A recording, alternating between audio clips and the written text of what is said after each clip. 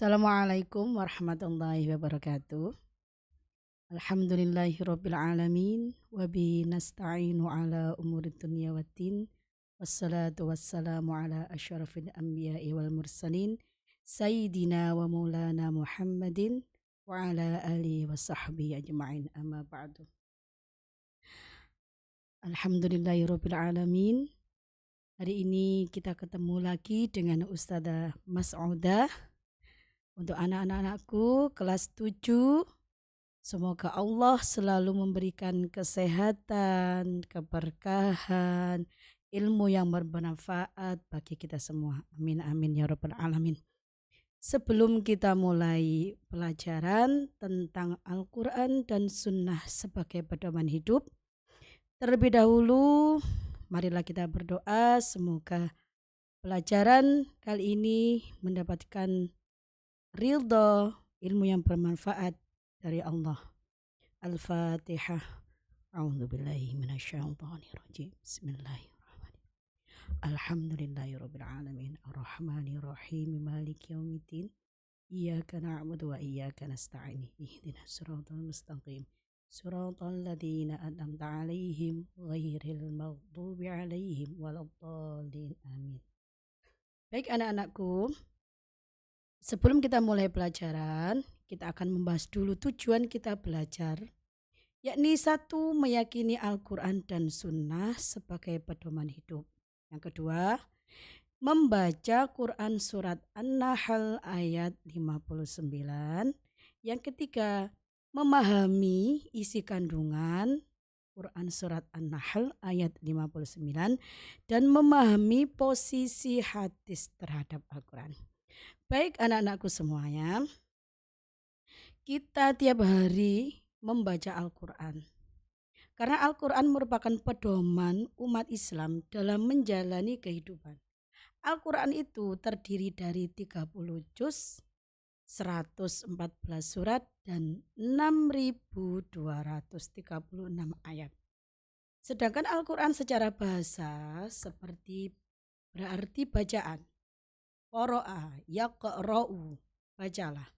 Diambil dari kata qoro'a yang artinya membaca.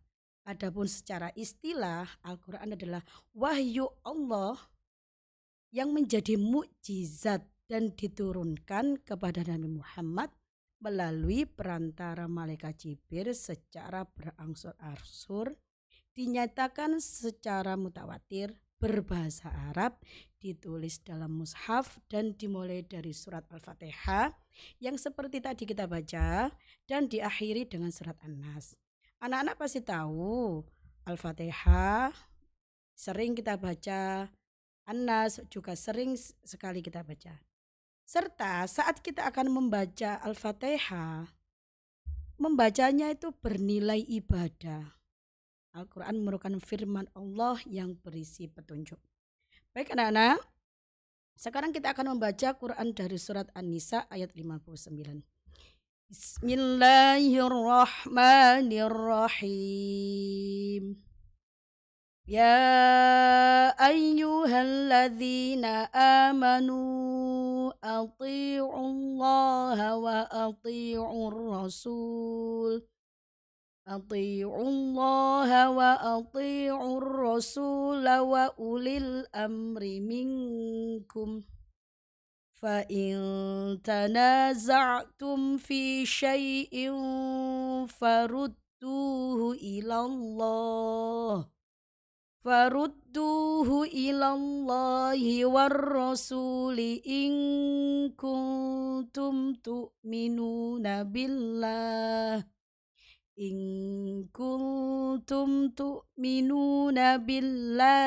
wal yaumil akhir dzalika khairu wa ahsanu ta'wila. Sekarang kita akan membahas tentang kandungan surat An-Nisa ayat 59. Apa yang dapat kita ambil dari kandungan surat An-Nisa yang telah kita baca tadi? Yaitu surat An-Nisa ini menjelaskan tentang perintah untuk patuh atau taat kepada Allah, Rasul, dan ulil amri atau pemimpin. Taat kepada Allah dan Rasulnya itu bersifat mutlak, tidak bisa ditawar lagi. Taat kepada Allah dan Rasul-Nya dapat diwujudkan dengan mengikuti ajaran Al-Quran dan sunnah-sunnah Rasulullah.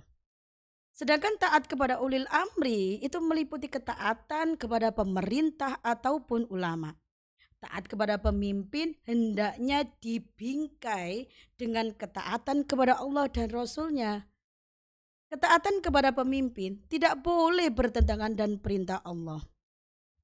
Artinya, ketaatan kepada pemimpin hanya mencakup pada hal-hal yang tidak bertentangan dengan perintah Allah dan Rasul-Nya. Apabila ada pemimpin yang memerintahkan berbuat maksiat, kita bisa menolaknya, tapi dengan cara yang halus. Seperti berbuat maksiat, maka umat Islam tidak boleh menaatinya, melainkan harus mengingatkan pemimpin tersebut dan menyadarkannya agar kembali kepada ajaran sunnah dan Al-Quran. Baik, selanjutnya kita lihat dari posisi hadis terhadap Al-Quran. Anak-anak, kemarin kita sudah belajar tentang hadis. Sekarang kita akan bahas lagi apa itu sunnah. Hadis merupakan sumber hukum yang kedua setelah Al-Quran. Oleh karena itu, umat Islam selain harus berpedoman pada Al-Quran, juga harus berpedoman pada hadis Rasulullah. Berkaitan dengan hadis tersebut, banyak kata yang memiliki hampir sama dengan hadis yang harus difahami oleh kita sebagai umat Islam. Satu, sunnah itu apa? Sunnah itu adalah semua yang bersumber pada diri Rasul, baik itu berupa perkataan, perbuatan, takrir, tabiat Nabi, budi pekerti, dan perjalanan hidup Rasulullah. Sedangkan hadis adalah perkataan, perbuatan, dan takrir yang bersumber pada diri Rasul.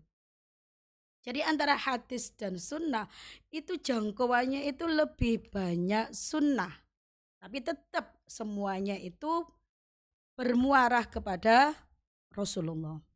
Kalau khobar adalah semua yang berasal atau disandarkan kepada Rasul. Athar sesuatu yang disandarkan pada sahabat dan tabi'in. Anak-anak pasti sudah mengerti perbedaan antara sunnah, hadis, khobar, dan asar. Baik, sekarang kita akan masuk ke fungsi hadis.